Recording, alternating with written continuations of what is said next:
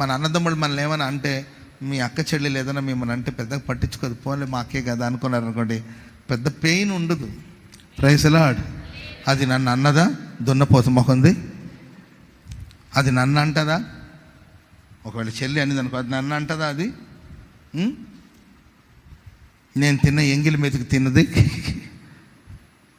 నేను వాడుకున్న బట్టలని వాడుకునింది, నేను వేసుకున్న చెప్పులని వేసుకునింది, ఇప్పుడు నన్నంత స్థాయికి వెళ్ళిందా అని అనుకుంటే అది సమస్యలు పెరిగిపోతుంది. ఫోన్లే నా తోడు పుట్టిందే కదా, చిన్నది తెలియకుండా అనేది, ఫోన్లే మా అక్కే కదా అమాయకురాలు ఏదో అనేసింది. Praise the lord. అక్కే కదా అమాయకురాలు, పోని ఊరికి గడగడగడ మాట్లాడేస్తుంది, కడుపులో ఏముండదు. Praise the lord.